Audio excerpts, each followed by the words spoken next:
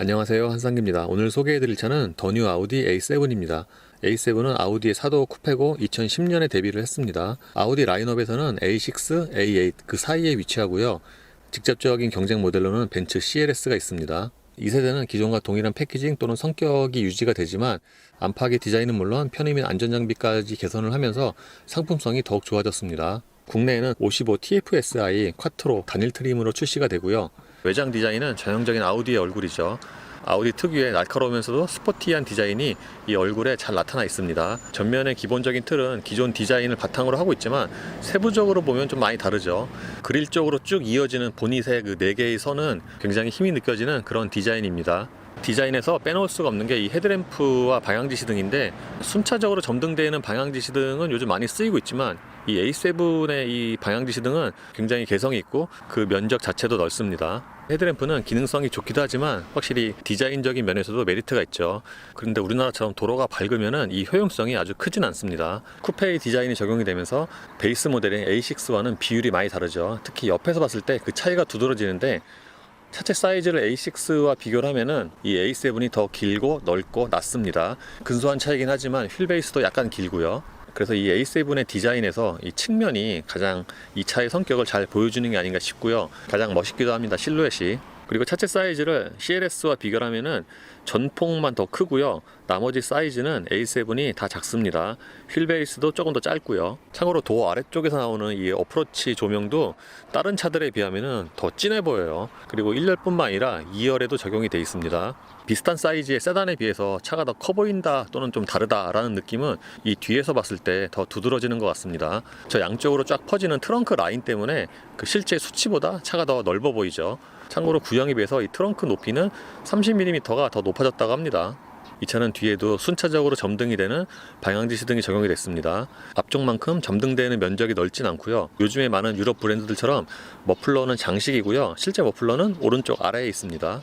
이 트렁크는 전동식 스포일러가 포함이 되어 있는데, 이 차 성격을 생각을 하면은 스포일러의 그 디자인이 아주 그렇게 멋있진 않은데 생각보다는 좀 많이 올라오는 편입니다. 타이어는 브리지스톤의 투란자 T005, 사이즈는 25에 40R 20입니다. 이 20인치 알로이는 꽤 단단해 보이는 디자인이고요. 이 차의 출력이나 크기, 디자인까지 생각을 해보면은 적당한 사이즈가 아닌가 싶습니다. 실내 디자인은 A6와 사실상 동일합니다. 보통 사도 쿠페가 그 베이스 모델인 세단과 디자인을 공유를 하는데, 예를 들어서 파사트와 아테온, E클래스와 CLS가 그렇죠. 이 A7 역시 A6와 실내 디자인은 공유를 합니다. 그래서 실내 디자인은 거의 같은데 막상 시트에 앉으면 느낌은 조금 달라요. 왜냐하면은 그 시트 포지션에서 그 느낌의 차이가 발생하는 것 같아요. A6에 비하면은 좀 더 시트가 낮게 내려가고, 다른 말로 하면은 이 대시보드가 좀 더 높게 느껴지죠. 예를 들어서 시트를 가장 낮추면은 그 계기판 위쪽이 거의 눈높이와 비슷해요. 그래서 푹 잠기는 것 같은 그런 느낌이 납니다. 이 실내는 전형적인 아우디의 디자인이고요. 송풍구 라인이 양쪽으로 쭉 뻗어 있어서 실제보다 더 차가 넓어 보이는 그런 시각적인 효과가 있습니다. 그런데 이 송풍구 사이는 그 플라스틱으로 막혀 있잖아요. 이게 꼭 요즘에 많이 쓰는 그 머플러 장식의 그 플라스틱과 비슷한 느낌이 나갖고 다른 실내 디자인에 비해서 약간 좀 아쉽게 느껴집니다. 이 아우디의 실내 디자인은 그 브랜드의 이미지와 좀 일맥상통하는 것 같아요. 실내에 앉으면 좀 차가우면서도 빈틈이 없는 것 같은 그런 느낌을 줍니다. 대시보드와 도어 트림, 센터 패시아에 적용된 이 우드 트림은 그 색상 자체는 뭔가 좀 이렇게 연령대가 높은 소비자들이 좋아할 것 같은 그런 디자인인데, 실제 만져보면은 그 촉감 자체는 굉장히 좋습니다. 이게 손으로 만져보면은 표면이 약간 거친데, 이거는 그 진짜 나무의 느낌을 최대한 살리려고 의도적으로 이렇게 한 것 같습니다. 모니터는 10.1인치가 적용이 됐고요. 해상도라든가 이 안쪽에 적용된 이 폰트 같은 경우에는 전체적으로 좀 또렷하게 보이는 편입니다. 지금 이 차는 아우디 커넥트가 연결이 안 돼서 이 내비게이션 맵이 표시는 안 됩니다. 근데 길 안내는 돼요. 지금이 홈 화면이고요. 그러니까 자주 사용하는 메뉴는 이 홈 화면에 아이콘 눌러서 직접적으로 이동을 할 수가 있고요. 그리고 이 차 역시도 모니터에 물리 버튼을 최소화했습니다. 근데 이게 터치는 아니고요. 이렇게 눌러야지 인식을 해요. 그러니까 터치와 그 물리 버튼의 대략 중간 정도 그런 느낌입니다. 주로 사용하는 메뉴는 이 차량으로 들어가면 있고요. 여기서 뭐 아우디 드라이브 셀렉트나 시트, 운전자 지원 시스템 이런 주요 설정으로 이동을 할 수가 있습니다.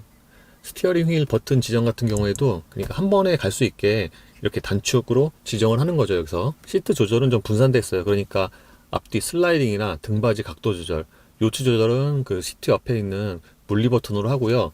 여기로 들어가면은 쿠션의 길이 조절과 사이드 서포트를 여기서 설정을 할 수가 있습니다. 지금이 길이 조절이고요.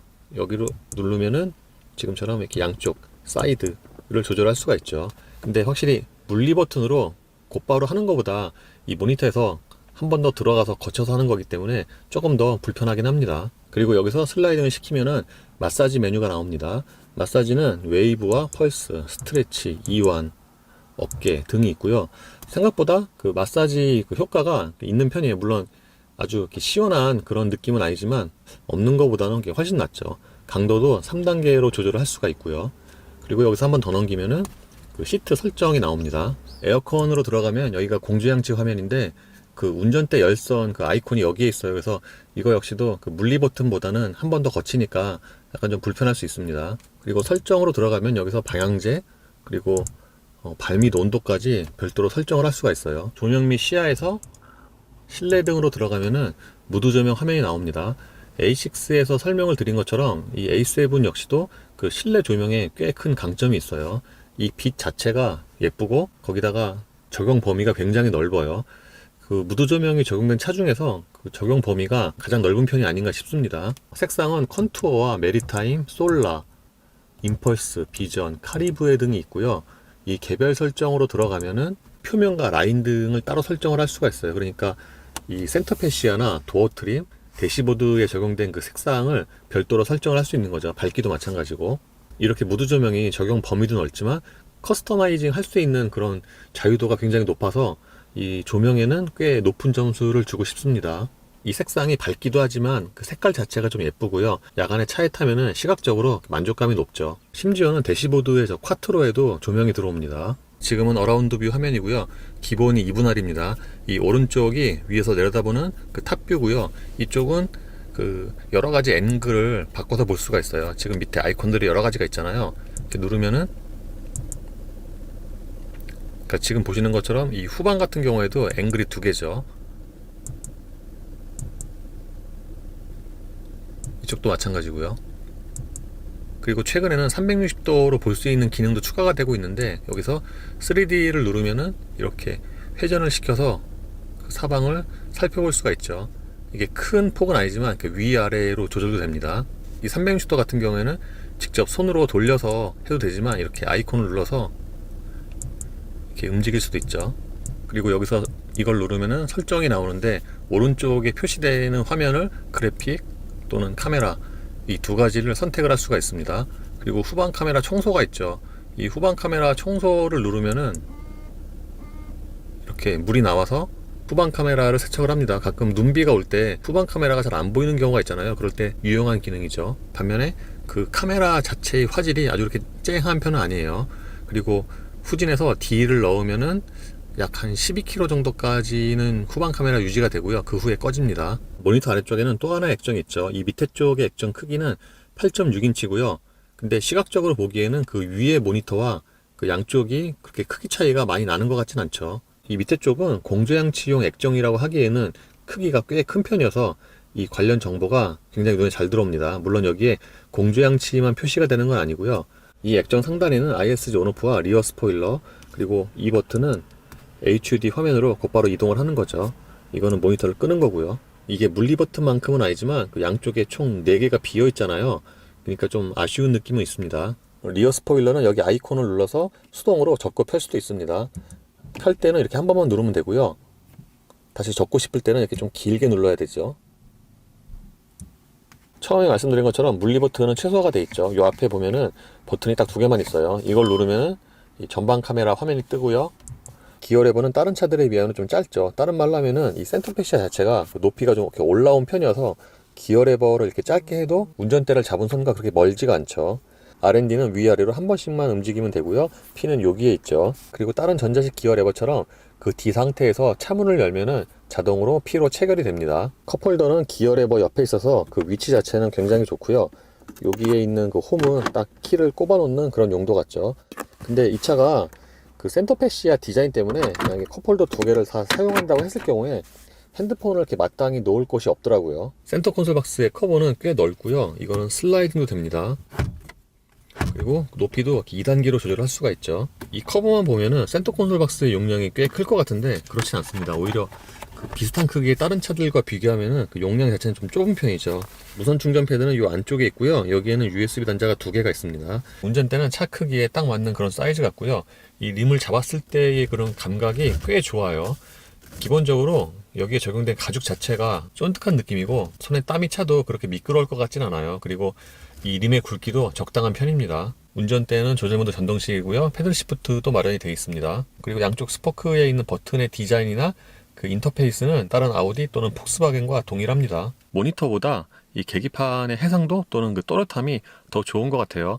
굉장히 눈에 잘 들어옵니다. 전체적으로 폰트가 좀 크기도 하지만 되게 또렷해요. 반면에 차의 성격을 생각을 하면은 시동을 켰을 때 바늘이 움직이는 그 세레머니가 없는 건 좀 아쉬울 수 있습니다. 계기판 디자인은 크게 클래식과 다이내믹 스포츠가 있어요.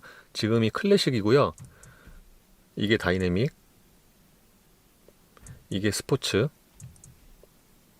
근데 이 모니터에서 계기판 바꿀 때마다 바꾸겠습니까? 라고 이렇게 물어보는 거는 조금 답답하네요. 각 계기판마다 이 설정으로 들어가면은 여기에 표시되는 정보를 선택을 할 수도 있고요. 그 왼쪽 스포크에 있는 버튼을 누르면은 그 상단에서 이렇게 큰 메뉴로 이동을 할 수가 있고요. 여기서 뷰를 누르면은 이렇게 전체 화면으로 지도를 볼 수도 있습니다. 스크롤을 돌려서 이렇게 확대와 축소도 할 수가 있고요. 가운데 부분에서는 트릭 컴퓨터를 포함한 주요 정보를 이렇게 확인을 할 수가 있습니다. 폰트의 크기를 포함한 헤드업 디스플레이의 시인성은 전체적으로 괜찮은 편인데 여기에 표시되는 정보가 그렇게 많지는 않습니다. 지금 보시는 것처럼 속도계와 내비게이션 정보 등이 표시가 됩니다. 이 헤드업 디스플레이 메뉴를 보면은 높이와 밝기, 디스플레이 회전 이렇게 3가지가 있어요. 시트는 성인 남자가 앉기에도 크기가 넉넉하고 아까 말씀드린 것처럼 쿠션과 등받이의 양쪽 서포트를 세밀하게 조절할 수가 있습니다. 시트의 형상이나 이 차의 성격을 보면은 뭔가 시트가 스포티할 것 같은데 실제로는 스포티보다는 컴포트에 더 가깝습니다. 그 하체처럼 그 시트의 쿠션이 좀 부드러운 편이에요. 쿠션의 앞부분은 연장도 가능한데 최대한 연장했을 경우에 키가 아주 큰 사람도 허벅지 뒤쪽이 허전할 것 같진 않아요. 그 시트 포지션 때문에 그런지 다른 차들에 비해서 윈도우 스위치나 도어 포켓이 좀 가까워요. 그러니까 보통 다른 차들은 도어 포켓에 있는 물건을 끊으려면 그 상체가 조금 움직여야 되잖아요. 근데 이 차는 손만 딱 뻗으면 도어 포켓에 닿습니다. 유리는 당연히 4개 모두 다 상하행 원터치고요. 도어 포켓의 용량도 괜찮은 편입니다. A6나 A5처럼 이 차도 스티어링 칼럼 왼쪽에 별도의 수납 공간이 있어요. 스티어링 칼럼 왼쪽에는 수납 공간 치고는 용량이 꽤 큰 편입니다. 그 들어가는 입구도 크지만 굉장히 깊어요. 저게 다른 아우디보다 용량이 더 큰 게 아닌가 싶습니다. 지금 보시는 것처럼 500mm 느크도 길이가 좀 남죠. 빈틈이 없는 실내 분위기나 디자인과는 달리 이쪽 편은 저 플라스틱이 갭이 좀 떠있잖아요. 저건 좀 의외입니다. 주행 때 말씀을 드리겠지만 저게 왠지 대시보드 쪽에서 발생하는 잡소리의 원인이 아닌가 싶기도 하고요. 이 차는 4도 쿠페 디자인이어서 차의 크기나 또는 휠 베이스를 생각을 하면은 2열의 무릎 공간 또는 거주성이 좀 제한적입니다. 같은 컨셉의 CLS와 비교를 하면은 전체적인 거주성은 거의 비슷한데 그 2열 무릎 공간은 이 A7이 약간 좀 작은 것 같아요. 제가 앉았을 경우에 무릎과 앞시트 사이에 주먹이 2개가 잘 안 들어가요. CLS는 주먹이 딱 2개가 들어갔는데 그거보다는 조금 못하다고 생각이 됩니다. 반면에 헤드룸은 주먹이 하나가 안 들어갈 정도니까 CLS와 거의 같고요. 다른 대부분의 독일 차들처럼 그 등받이 각도가 좀 서 있는 편이어서 2열에 앉으면은 뭔가 약간 좀 정자세를 요구하는 그런 느낌이에요. 반면에 제가 앉아도 2열 시트의 쿠션이 그렇게 짧진 않고요. 보통 쿠션이 짧으면은 허벅지 뒤가 좀 붕 떠서 불편한 느낌인데 이 차는 그렇진 않습니다. 그리고 1열 시트 밑으로는 신발이 어느 정도는 들어가요. 이 가운데 부분은 굉장히 높게 올라와 있죠. 그래서 2열은 사실상 2명만 탈 수 있고요. 안전벨트는 3개가 있지만 센터 콘솔 박스 뒤에는 양쪽의 온도를 개별적으로 조절할 수 있는 공조장치도 마련이 되어 있죠. 사도 쿠페는 2열에 그렇게 사람이 많이 타는 용도가 아니잖아요. 그런 성격을 생각을 하면은 좀 넘치는 그런 장비라고 할 수가 있습니다. 그리고 2열에는 USB 단자 2개도 마련이 되어 있고요. 여기도 보면은 그 조명이 좀 예쁘게 들어갔죠. A6 때도 말씀을 드린 것처럼 2열의 안전벨트 버클에도 하얀색 조명이 들어갔어요. 그래서 야간에도 굉장히 잘 보이고요. 예쁘기도 하죠. 이 암레스트는 넓기도 하지만 지지력이 꽤 좋아요. 그리고 이 커버를 들면은 얕지만 넓은 수납 공간이 있고요. 컵홀더는 여기에 있죠. 2열 유리는 끝까지 내려도 이만큼이 남고요. 그러니까 일반적인 세단들보다는 좀 많이 남죠. 그리고 이 차는 2열 유리도 2겹입니다. 트렁크는 키나 도어 트림의 버튼, 그리고 후방 카메라 옆에 있는 버튼을 눌러서 열 수가 있습니다. 중간에 멈출 수도 있고요. 패스트백이 그렇듯이 이 트렁크는 굉장히 높게 열려요. 들어가는 입구도 넓고. 그래서 SUV만큼은 아니지만 세단에 비하면은 짐을 넣고 빼기가 더 편합니다. 트렁크 용량은 535리터고요. CLS의 520리터와 비교하면 조금 더 크죠. 2열 시트까지 모두 접으면 꽤 큰 공간이 생깁니다. 트렁크 바닥부터 2열 시트까지는 약간 경사가 있긴 하지만 그 공간 자체 또는 길이가 길어서 이 정도면 성인 남자가 잘 수도 있을 것 같아요. 예, 공회전대의 정수성은 충분히 좋은 편입니다. 엔진 음색이 약간 좀 둔탁하고 낮은 베이스음이긴 한데 실제로 그 실내로 들어오는 엔진 소리는 볼륨이 좀 낮은 편이고요. 이 차가 4도 쿠페고 그리고 외장 디자인에서 보면 좀 스포티하잖아요. 근데 전체적인 방음이나 서스펜션까지 포함을 하면은 좀 컴포트한 지향이거든요. 그래서 이 공회전 때 이 엔진 소리만 들어보면은 그냥 4도 쿠페가 아니라 그냥 고급 세단? 딱 그 느낌이에요. V6 엔진에. 그리고 진동도 꽤 억제가 잘 돼 있습니다. 공조장치를 켜지 않으면은 공회전 때 이 운전대라든가 시트로 전달되는 이 진동이 이제 거의 없다고 해도 무방해요. 그 엉덩이 쪽으로 아주 가늘게 있긴 하지만 이 정도면은 뭐 승차감에 영향을 끼칠 정도는 아니고요. 반면에 에어컨을 키면은 그 초반에는 그 떨림이 약간 좀 늘어나긴 하죠. 근데 이 역시도 공회전 때에 비해서 떨림이 조금 있는 정도지 그 승차감에 영향을 줄 정도는 아닙니다. 이 차의 파워트레인은 3리터 V6 터보 엔진과 7단 듀얼 클러치 변속기로 조합이 됩니다. 최고 출력은 340마력이고요.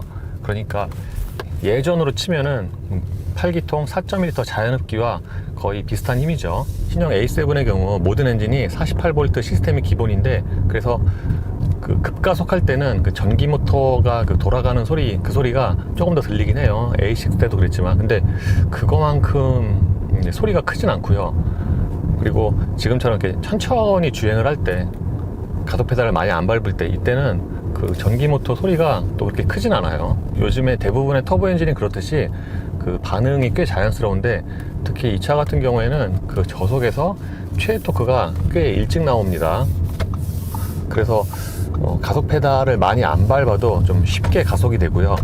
그러니까 출력이 비슷하다고 해도 이제 쥐어 짜내면서 달리는 것과 좀 이렇게 저속부터 풍성하게 달리는 그런 느낌은 좀 다른데 실제보다 더 큰 배기량의 차를 모는 느낌입니다. 그리고 이렇게 출력이 높으면은 그 기어 그 회전수를 낮출 수가 있으니까 만약에 똑같은 속도로 정속 주행을 해도 이 차는 그 회전수가 되게 낮죠. 그래서 다른 말로 하면은 좀 더 동일한 속도에서 더 조용하다라고 말씀을 드릴 수도 있고요. 대략 90km로 7단으로 달리면은 회전수가 한 1200rpm 이 정도밖에 안 돼요. 그러니까 당연히 엔진 소리는 안 들리고 타이어 소리만 좀 잔잔하게 들어오죠. 다른 것보다 전면에서 부딪히는 그 풍절음도 좀 많이 줄인 게 눈에 띕니다. 근데 프레임레스 도어가 대부분 그렇듯이 고속으로 달리면은 이 정도 속도에서 괜찮은데 이거보다 좀 속도가 높은 한 100 이상으로 가면은 상대적으로 이 측면에서 들리는 그 바람 소리가 좀 더 두드러지게 들리긴 하죠. 이 프레임레스 도어 같은 경우에는 이제 최근에 시승을 했던 508이나 아테온이 이제 고속으로 달리면 이쪽에서 되게 두드러지게 그 바람 소리가 들렸거든요. 근데 이 차는 이제 그거만큼 크진 않고요. 당연히 이 차가 더 비싸고 고급차니까 그런 방음에 좀 더 신경을 썼고 이 차 처음 운전했을 때 가장 의외였던 게 이 하체인데 승차감이 되게 부드러워요. 기본적으로 이 컴포트 모드에서는 하체가 보통 다른 차의 그 컴포트 플러스 같은 그 느낌인데 지금처럼 정속 주행을 하잖아요. 그러면 그 위아래로 약간 좀 이렇게 둥실둥실하는 그런 느낌이 있습니다. 근데 이게 처음 타는 것과 이제 그 다음날 또는 그 다음날 이렇게 여러 번 타면은 또 이 차에 익숙해서 그런지 처음 탔을 때만큼 그렇게 또 상하로 움직임이 더 크다고 생각이 되진 않아요. 그리고 제가 마지막으로 A7을 시승을 한 게 2011년인데 이제 거의 10년 전이잖아요. 그래서 제가 좀 기억이 가물가물한데 그 예전 시승기를 찾아보니까 구형도 좀 부드럽다고 제가 썼더라고요. 근데 그 이제 아우디 직원한테 물어보니까 이게 구형보다 더 부드러워진 게 맞다고 하더군요. 어쨌든 요즘의 차들이 대체로 부드럽긴 하는데 이 차는 그런 차들의 그 평균에 비해서도 좀 더 부드럽고요.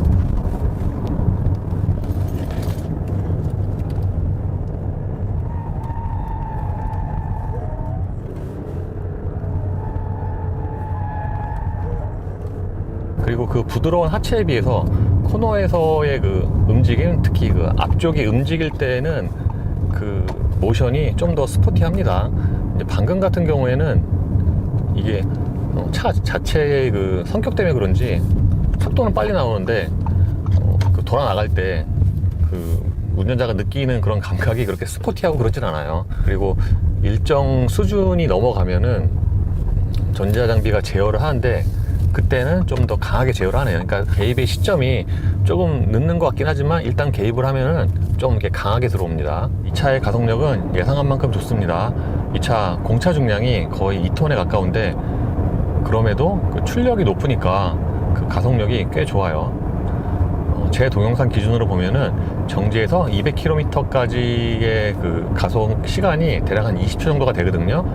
그러니까 대략 뭐 이와 비슷한 출력과 그 크기의 차와 비교를 해보면은 파나메라 4 포르쉐 그거와 거의 같습니다. 그리고 비슷한 가속력의 차로는 링컨 컨티넨탈이나 G80 스포츠, 스팅어 3.3, 르반떼, 마세라티 등이 있습니다. 근데 이 차가 실제 가속력보다 체감은 좀 느린 것 같아요. 아무래도 컴포트 지향이다 보니까 이런 체감 가속력도 조금 낮게 세팅이 되지 않았나 싶습니다. 근데 실제로 보면은 이제 속도가 되게 많이 올라가 있고, 특히 처음에 말씀드린 것처럼 가속 페달 이렇게 조금씩만 밟고 다녀도 속도가 되게 잘 붙어요. 드라이브 모드는 기본적으로 효율과 승차감, 자동, 다이내믹이 있는데, 효율은 보통 다른 차들의 에코 모드고요. 승차감이 노말이라고 생각을 하시면 될 것 같아요. 그리고 다이내믹이 스포츠 모드인데, 이 다이내믹으로 바꾸면 다른 차들처럼 뭐 파워트레인이나 서스펜션이 좀 더 스포티하게 바뀌죠. 근데 가장 두드러지게 차이가 나는 거는 이 차는 하체 같아요. 그 구형에 비하면은 그 서스펜션 그 댐핑의 조절 폭이 더 커졌다고 하는데, 아마 그 컴포트 한쪽으로 그 폭이 더 넓어지지 않았나 싶습니다. 그래서 동일한 속도로 비교를 해보면은 컴포트의 경우에는 이렇게 정속 주행을 해도 약간 좀 위아래로 움직임이 있고, 심지어는 좀 출렁거리는 그런 느낌도 있다고 말씀을 드렸잖아요. 근데 다이내믹은 컴포트에 비하면은 동일한 속도로 정속 주행을 해도 그 상하의 움직임이 많이 줄어들어서 약간 좀 스포티한 느낌이 나긴 하는데, 사실은 이 다이내믹 모드도 그래도 좀 부드러워요. 그래서 저는 이게 평소에 다닐 때도 다이내믹 모드가 더 승차감이 좋다고 느낍니다. 이 컴포트 모드 같은 경우에는 이제 상하의 그 바운싱의 여유가 있다 보니까 좀 노면이 안 좋은 시내 구간 그런 데서 쓰면은 더 나을 것 같아요.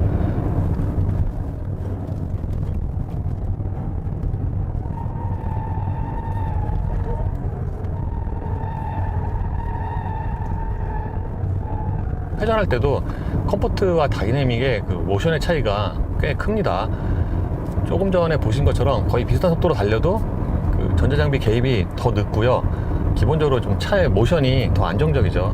그래서 저는 이 다이내믹 모드가 승차감과 그 운동 성능을 가장 좀 적절하게 밸런스를 맞추지 않았나 싶습니다. 엔진 소리는 대략 한 3500rpm 이하에서는 조용한데, 그 이상 회전수를 쓰면은 좀 기계적인 음이 실내로 좀 많이 들어오긴 하죠. 근데 그 회전수 비례해서 그만큼 이렇게 커지는 건 아니에요.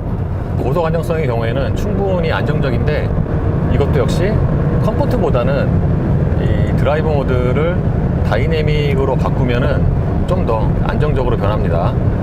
무엇보다도 이게 하체가 그 상하의 움직임이 줄어들다 보니까 거기서 좀 더 안정감이 있고, 그리고 운전대 감각도 좀 더 묵직해지죠. 그러니까 컴포트 모드 같은 경우에는 그 중심 부분에 좀 유격이 있고, 그 무게도 좀 가벼워요. 그래서 상대적으로 이 다이내믹 모드가 좀 더 안정적으로 느껴집니다. 정속 주행할 때 연비도 괜찮은 편입니다. 시속 90km로 정속 주행을 하면은 순간 연비가 좀 범위가 넓긴 한데 대략 15에서 20km 사이로 나와요. 그러니까 340마력 엔진 출력, 2차 무게 생각을 하면은 90에서 정속 주행 연비가 괜찮은 편이죠. 그리고 시속 110km에서는 리터당 15km 안쪽으로 나옵니다. 그리고 ISG 작동 시 엔진이 꺼질 때는 좀 짧고 굵게 있어요. 그러니까 가솔린 엔진 치고는 그 ISG로 엔진이 꺼질 때의 그 움직임은 좀 있는 편이고, 켜질 때도 그렇고요. 근데 꺼질 때나 켜질 때 모두 좀 이렇게 짧고 굵게 있습니다. 처음에 공회전 정숙성이 좋다고 말씀을 드렸는데, 그거와는 별개로 다른 차에서는 좀 잘 안 나는 그런 소리가 있어요. 그러니까 에어컨을 켜면은 대략 한 이 정도 부근에서 그 물 끓는 소리라고 해야 되나요? 좀 정확하게 표현을 하기 힘든데, 하여튼 다른 차에서 잘 안 나는 약간 좀 이렇게 물이 좀 흘러가는 것 같은 좀 그런 소리가 나요. 그래서 이게 예민하신 분들은 좀 귀에 거슬릴 수가 있습니다. 물론 이렇게 주행할 때는 이게 안 들리고요. 정차시나 아주 저속에서는 그런 소리가 들리죠. 차로 유지 보조 버튼은 이쪽 방향지시등 레버 끝에 있습니다. 누르기가 되게 쉽죠. 제가 다른 아우디나 폭스바겐 시승기에서 말씀을 드린 것처럼 이 차 역시도 중앙을 잡고 가긴 가는데, 그러니까 차로 이탈 방지 보조는 아니고요. 차로 중앙을 잡고 가는 성능이긴 맞는데, 다른 차들에 비하면은 그 중앙에서 약간 좀 이렇게 움직임이 있어요. 그래서 다른 차들에 비하면은 요 중앙에서 잡는 그 움직임, 운전대의 움직임이 조금 더 많은 편입니다. 지금처럼 차선이 흐려진 곳이라든가 이쪽에 차선이 없어진 곳에서도 차로 중앙을 잡긴 잡는데 벗어나진 않아요. 좀 이렇게 움직임이 있죠. 국내에서 팔리는 아우디 폭스바겐 같은 경우에는 그 차로 유지 보조 그 성능에 썩 좋은 점수를 주기 힘들고요. 이게 아무래도 그 센서 하나가 빠져서 그런 게 아닌가 싶습니다. 지금 앞쪽에 보면은 플라스틱 커버 두 개가 있잖아요. 한쪽은 비어 있거든요. 7단 에스트로닉은 전반적인 작동 질감이 무난합니다. 이게 잘 모르고 타면은 자동 변속기와 큰 차이를 느끼기가 힘들고요. 예를 들어서 뭐 저속에서 꿀렁거림이라든가 소음 같은 게 잘 느껴지지 않습니다. 킥다운 했을 때의 그 변속 충격은 컴포트와 다이내믹을 좀 뚜렷하게 구분을 해놨어요. 예를 들어서 비슷한 속도에서 컴포트 모드로 킥다운을 하면은 컴포트 모드에서는 이럴 때도 충격이 아주 최소화가 되어 있습니다. 근데 다이내믹 모드에서는 동일한 조건으로 해보면은 그 기어가 내려갈 때 그 충격이 조금 더 강하게 오죠. 그래서 컴포트와 다이내믹 모드는 그 킥다운 했을 때의 그 변속 충격, 그러니까 아마 스포티한 감각을 좀 더 느끼라고 그렇게 세팅을 한 것 같습니다. 2세대 A7은 외장에서 느껴지는 스포티한 이미지와는 달리 넉넉한 출력으로 좀 컴포트하게 타는 그런 4도 쿠페의 컨셉이라고 할 수가 있겠습니다. 그 전반적인 방음이나 뭐 그런 면에서 보면은 쿠페 같은 스포티보다는 좀 고급 세단 같은 그런 느낌이죠. 하지만 세단만큼 2열의 거주성이 좋진 않고요. 그래서 흔히 하는 말로 이 4도 쿠페는 딱 그 중간에 있잖아요. 라인업에서는 A6와 AA 사이에 있는데 A8는 좀 부담스럽고 커서, 하지만 A6는 좀 작고 그 디자인이 좀 성이 안 찬다면은 이 A7이 대안이 될 수가 있는 거죠. CLS처럼. CLS와 비교를 하면은 저는 그 외장 디자인은 이 A7이 월등히 좋고요. 반면에 실내 디자인은 CLS가 좀 더 낫다고 생각이 됩니다. 이 내장재 같은 경우에는 이 차가 또 훨씬 좋아요.